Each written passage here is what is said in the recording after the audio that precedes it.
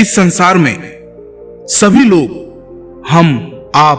हम सभी को एक बचपन से अच्छे व्यवहार, अच्छी नैतिकता, अच्छी शिक्षा दी जाती है। चाहे आप गरीब घर में पैदा हुए हो या अमीर घर में, हम बचपन से जो भी सोचते हैं, जो भी समझते हैं, वो अच्छे व्यवहार और अच्छे संस्कार के अनुसार समझते हैं। लेकिन जैसे जैसे बड़े होते जाते हैं तो हम देखते हैं कि दुनिया में बुरा ही बुरा होता है। आखिर ऐसा क्यों होता है, जबकि बचपन से सभी लोगों को अच्छी शिक्षा, अच्छे संस्कार दिए जाते हैं? क्या आपने कभी सोचा है कि ऐसा क्यों होता है? यह सारा खेल हमारे मन का है। जरा सोचिए, जब एक बच्चा छोटा होता है तब उसकी इच्छाएं कम होती है, उसके विचार कम होते हैं। लेकिन जैसे जैसे वह बच्चा बड़ा होता जाता है, उसकी इच्छाएं बढ़ती जाती है और वही इच्छाओं को पूरी करने के लिए उसका मन यह सोच भी नहीं पाता है कि उसकी वो कामना अच्छी है या बुरी। बुद्ध कहते हैं, मन ही हमारी सारी प्रवृत्तियों का प्रधान है। यानी हम जो भी कुछ करते हैं वह सब कुछ मन के कारण ही करते हैं। मन के कारण ही हमारे अंदर इच्छाओं का, कामनाओं का जन्म होता है। कहा जाता है कि भगवान की मर्जी के बिना एक पत्ता भी नहीं हिलता, लेकिन मैं कहता हूं, मन के मर्जी के बिना आप कुछ भी नहीं कर सकते हैं। यह सारा खेल मनुष्य के मन का है। यह भ्रम भी दिखाता है, खुशियां भी दिखाता है और आपको दुख भी महसूस होने देता है। और वही दुख के समय आपको लालच भी देता है। मन बोलता है कि इस रास्ते पर चलो, तुम्हारा दुख दूर हो जाएगा। वह रास्ता सही भी हो सकता है और गलत भी, लेकिन मन इसे क्लियर नहीं कर पाता है। वह सिर्फ यही सोचता है कि दुख दूर कैसे हो जाए। और ज्यादातर लोग अपने मन के अनुसार ही गलत रास्ते पर चले जाते हैं। अब यहां पर आपके मन में एक सवाल उठ रहा होगा कि आखिर ये मन हमारे साथ ऐसा क्यों करता है?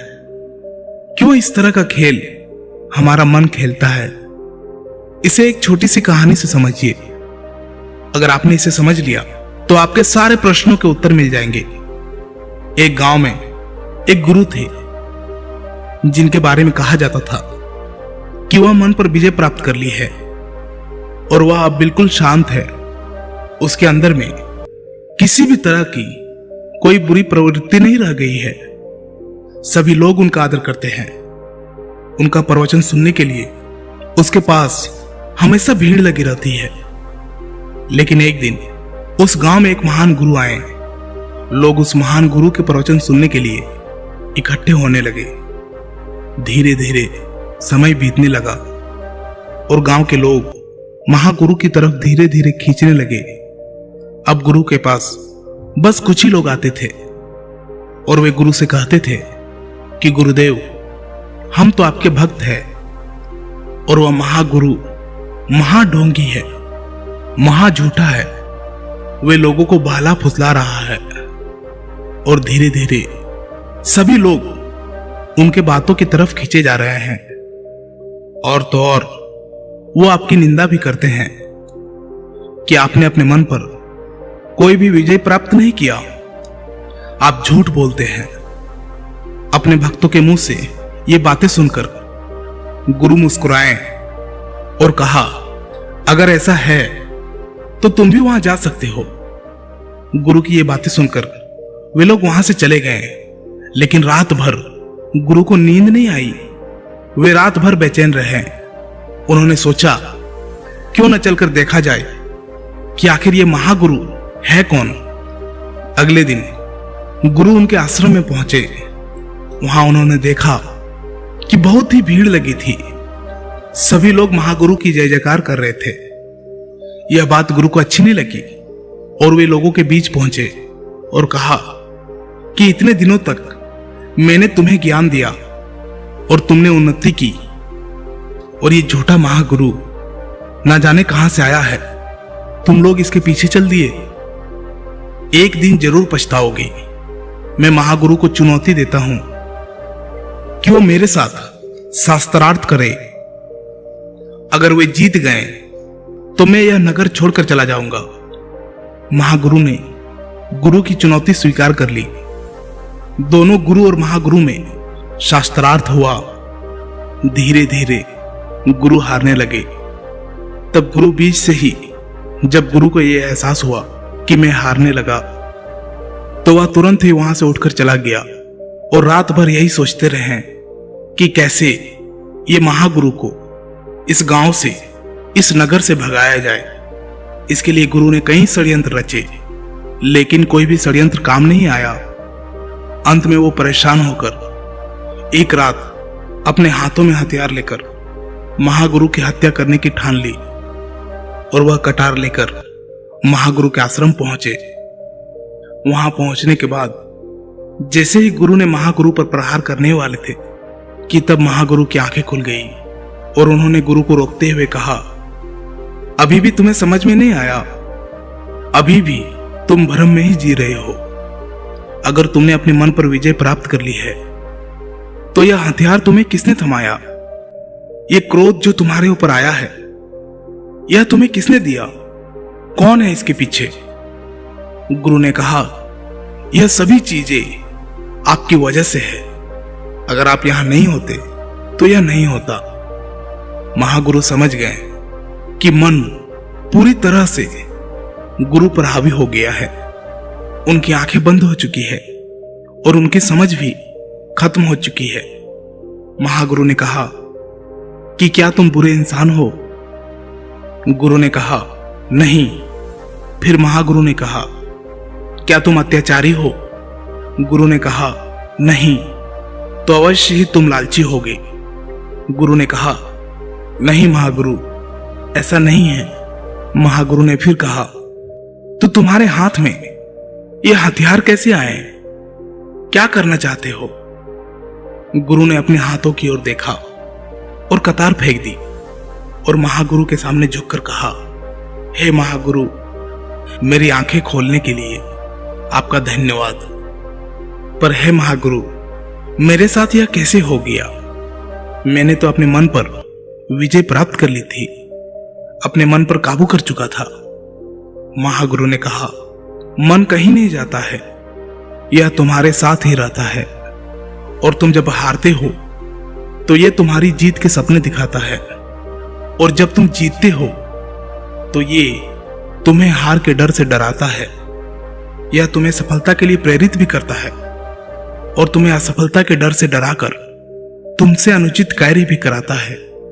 और जब तुम मन को काबू करना चाहते हो तो यह तुम्हें भ्रम में रखता है कि तुमने मन को काबू कर लिया है, पर वक्त आने पर यह तुम्हें ही काबू कर लेता है।